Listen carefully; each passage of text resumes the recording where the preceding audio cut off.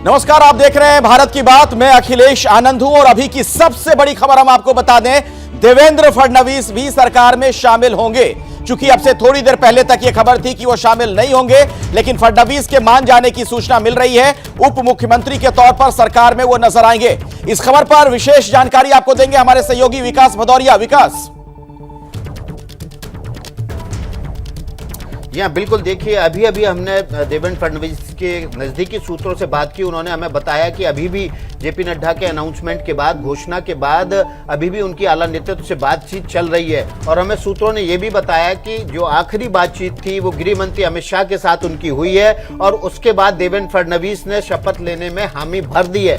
आपको हमने बताया था कि देवेंद्र फडणवीस उप मुख्यमंत्री के तौर पर शपथ लेने के लिए राजी नहीं थे। उसके बाद बीजेपी के अध्यक्ष को सार्वजनिक तौर पर यह निर्देश देना पड़ा कि वो उप मुख्यमंत्री पद की शपथ लें, लेकिन उसके बावजूद भी लगातार केंद्रीय नेतृत्व फडणवीस से बातचीत कर रहा था। अब भी जब हमने ब्रेक लिया था छोटा सा, उसी बीच हमने फडणवीस के नजदीकी सूत्रों से बातचीत की। उन्होंने बताया कि फिलहाल वो गृह मंत्री अमित शाह के साथ बातचीत कर रहे हैं और उसी दौरान उन्होंने ये भी बताया कि अब देवेंद्र फडणवीस इस बात के लिए राजी हो गए हैं कि वो उप मुख्यमंत्री के तौर पर शपथ लेंगे। लेकिन विकास, लेकिन एक सवाल यहां खड़ा होता है कि क्या देवेंद्र फडणवीस के लिए यह असहज वाली स्थिति नहीं होगी? मुख्यमंत्री रह चुके हैं, अब उप मुख्यमंत्री बनेंगे। वैसे इस बीच अमित शाह का ट्वीट जरा दर्शकों को दिखा देते हैं। मैं आपके पास आऊंगा इस सवाल के साथ, लेकिन अमित शाह गृह मंत्री कह रहे हैं कि महाराष्ट्र राज्य और जनता के हित में फडणवीस ने सरकार में शामिल होने का फैसला किया है, यह कहना अमित शाह का।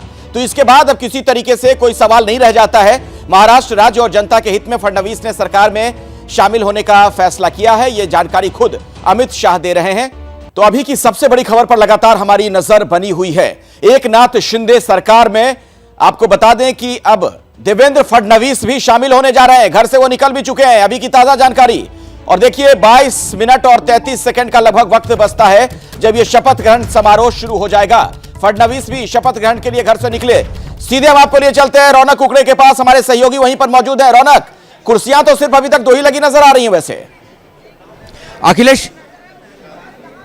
अखिलेश, सबसे बड़ी खबर मैं तस्वीरों के जरिए आपको दिखाना चाहता हूं। जो पहले राजभवन में 2 कुर्सियां दिख रही थी, अब 1 कुर्सी और बढ़ा दी गई। और आप तस्वीरें मेरे कैमरा पर्सन आपको दिखाएंगे। यहां पर आप देख सकते हैं कि सभी जो राजभवन के अधिकारी हैं वो यहां पर पहुंचे और अभी वहां पे तीसरी कुर्सी की अरेंजमेंट की जा रही है। एक राज्यपाल भगत सिंह कोश्यारी के लिए होगी, एक एकनाथ शिंदे जो राज्य के नए मुख्यमंत्री के तौर पर शपथ लेने जा रहे हैं उनके लिए, और देवेंद्र फडणवीस के लिए जो डिप्टी सीएम के तौर पर शपथ लेंगे उनके लिए भी यहां पर कुर्सी अब सजा दी गई है। मेरे साथ बात करने के लिए मेरे सीनियर सहयोगी जितेंद्र दीक्षित है, उनसे समझेंगे। सर, ये बताइए कि क्या कुछ इससे आप अंदाजा लगा सकते हैं?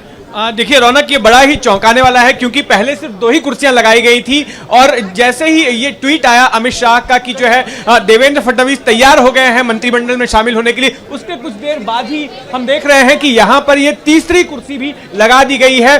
और ये दूसरा, एक तरह से आज दोपहर के बाद से ये दूसरा शौक है जिसने सियासी हलकों को चौंकाया है। पहला ये कि एकनाथ शिंदे मुख्यमंत्री बनाए जाएंगे, देवेंद्र फडणवीस का बतौर मुख्यमंत्री नाम चल रहा था, लेकिन तब उन्होंने ऐलान किया था कि वे सरकार में शामिल नहीं होंगे। लेकिन अब जानकारी आई कि वे उप मुख्यमंत्री बन सकते हैं और उनके लिए वो भी साथ में उन्हें भी शपथ दिलाई जाएगी। और इसीलिए हम देख रहे हैं कि यहां पर 3 कुर्सियों को लगा दिया गया है, एक गवर्नर की कुर्सी, एक मुख्यमंत्री की कुर्सी, एक उप मुख्यमंत्री की कुर्सी। तो ये बहुत बड़ा डेवलपमेंट है। दोपहर बाद में ये दूसरा बड़ा झटका है। मेरे साथ मेरे सहयोगी रौनक है। रौनक, किस तरह से देखा जा रहा है? ये भी खबर आ रही थी कि देवेंद्र फडणवीस जो है नाराज थे फैसले से, जिस तरह से उनको पहले ये कहा गया। तो महाराष्ट्र की राजनीति में पल पल बदलता घटनाक्रम और इन सबके बीच आप देख रहे हैं एकनाथ शिंदे को वहां पर तमाम लोगों का अभिवादन स्वीकार करते हुए मंच की तरफ बढ़ते हुए नजर आ रहे हैं।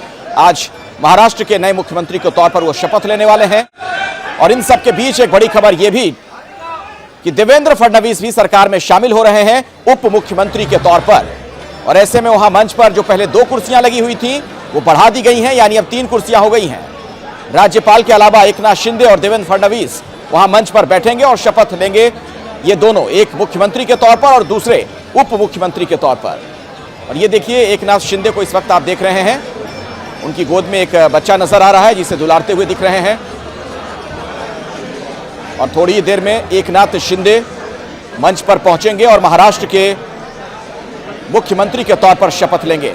रौनक कुकड़े वहीं पर मौजूद है। रौनक, ये 2 से 3 कुर्सी कैसे हो गई?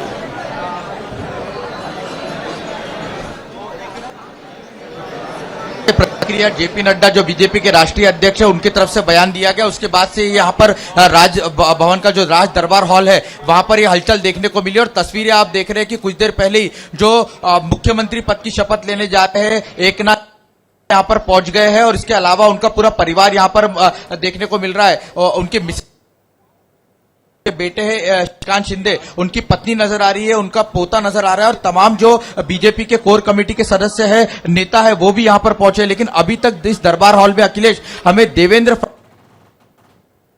बताई कि कुछ ही देर में वो भी यहां पर पहुंचेंगे। और अब जो तस्वीर जो घटनाक्रम देखने को मिल रहा था, मंच सजा हुआ है, 3 कुर्सियां जो है यहां पर लग गई है और ऐसे में अब देवेंद्र फडणवीस भी उप मुख्यमंत्री पद की शपथ लेंगे। उनकी जो बेटी है जी, तो भारत की बात में आज हम आपको लगातार दिखा रहे हैं महाराष्ट्र में सरकार गठन की जो पूरी प्रक्रिया चल रही है।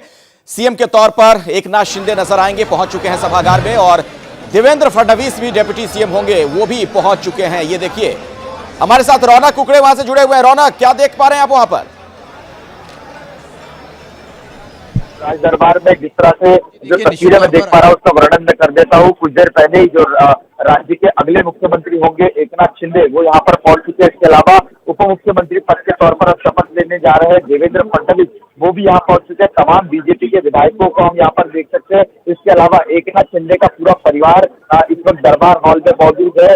उनकी पत्नी यहाँ पर मौजूद है, उनके पिताजी यहाँ पर पहुंच चुके हैं, उनके बेटे श्रीकांत शिंदे की जो पत्नी है वो यहाँ पर है, तमाम उनके रिश्तेदार जो है वो दिखाई दे रहे हैं। इसके अलावा केंद्र सरकार में मंत्री भगवत कराड़ हमें यहाँ पर नजर आ रहे हैं। मुंबई बीजेपी के अध्यक्ष जगन लोढ़ा जी जो है वो यहाँ पर दिखाई दे रहे हैं। आशीष शेलार पूर्व मंत्री रह चुके हैं, पूर्व बीजेपी मुंबई के अध्यक्ष रह चुके हैं, पंकजा मुंडे तस्वीरों में दिखाई दे रही है। तो सारी तैयारियां जो है यहाँ पर देखने को मिल रही है। लेकिन सबसे बड़ी बात जो अखिलेश सामने निकल कर आ रही है और जो सूत्रों के हवाले से खबर मिल रही है, दरअसल देवेंद्र फडणवीस ने पार्टी के सामने प्रस्ताव रखा था कि 2024 लोकसभा और विधानसभा के चुनाव होते हैं, इसके लिए वे पार्टी के संगठन में काम करना चाहते हैं, बतौर पार्टी अध्यक्ष काम करना चाहते हैं। उसकी जिम्मेदारी जिस तरह का अब निर्देश नेतृत्व ने तय किया है, तो मतलब सरकार में वो शामिल नहीं होना चाह रहे थे, ये बात साफ नजर आ रही है। हम फौरन लौटेंगे इस बड़ी खबर से जुड़ी कुछ और जानकारियों के साथ।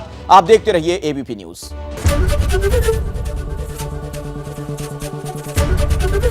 एबीपी न्यूज आपको रखे आगे।